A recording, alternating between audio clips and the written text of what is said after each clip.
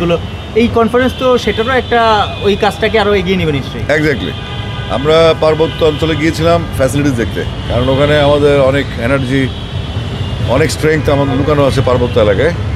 তো আমরা সেখানে বান্দরবান, খাগড়াছড়ি, রাঙামাটি ভিজিট করলাম। ভিজিট করার পর আমার মনে হলো যে কিছুই নেই সেখানে। আমি একটু ফ্রাস্ট্রেটেড যে আমাদের যেখানে কাজ করার দরকার তৃণমূলে সেখানে কোনো কাজই হয়নি। ইনফ্যাক্ট বিসিবির কেউ কখনো ওই এলাকায় যায়নি।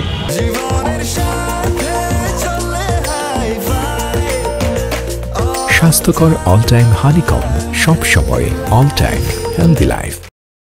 তো আমি যাওয়ার পরে দেখলাম যে আমাদের যে এজ গ্রুপের খেলা বা টুর্নামেন্টগুলো হওয়া, সেগুলোর কোনো ম্যানেজমেন্টই নেই। ভালো টার্ফ নেই, ভালো উইকেট নেই, প্র্যাকটিস ফ্যাসিলিটিস নেই, গ্রাউন্ড ফ্যাসিলিটিস নেই, ম্যানেজমেন্ট নেই, টুর্নামেন্ট নেই, কিছুই নেই। তো আমরা সেগুলো তদন্ত করলাম, চেক করলাম এবং সেগুলোর জন্য আমরা ব্যবস্থা গ্রহণের জন্য আবার আমি উত্তরবঙ্গ সফরে যাচ্ছি। পঞ্চগড় থেকে শুরু হবে, এটা 18 তারিখ থেকে। তো আমরা মোটামুটি 10টা জেলাকে টেস্ট কেস হিসেবে নিচ্ছি এবং সেখানে যে যে ধরনের ফ্যাসিলিটিস দরকার আমরা বোর্ডের সাথে কথা বলেছি। বোর্ড যে কোনো ফ্যাসিলিটি দিতে প্রস্তুত, কিন্তু ম্যানেজমেন্ট আমাদেরকে এনশিওর করতে হবে যে আমরা যে জিনিসগুলো দিব বা যে উন্নতির জন্য কাজ করবো সেগুলোর জন্য মানুষজন বা যারা খেলবে, যারা এজ গ্রুপের যারা আছে, যারা টুর্নামেন্ট খেলবে, তারা যেন ভোগ করতে পারে এবং সেটা সুফল যেন আমাদের কাছে আসে। গ্রুপ নিয়ে আলোচনা হচ্ছে এখানে, বিভিন্ন এজেন্ডা নিয়ে। তো আমাদের এজেন্ডা আগামীকাল সকালে, যেটা হচ্ছে আমরা এজ গ্রুপ নিয়ে আমি আর হায়ুল ভাইয়ের সঙ্গে কথা বলবো। আমাদের কালকে সকাল 10:30টায় আমরা আমাদের প্রেজেন্টেশন দেবো। একটু সাম্প্রতিক যে যে ইস্যুটা জাহানারা তো হট টপিক, এটা আসলে কেউ কথা না বলেও পারে না।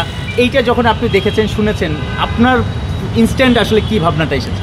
দেখেন, অপরাধ প্রমাণিত হওয়ার আগে কাউকে অপরাধী বলা একটা অপরাধ।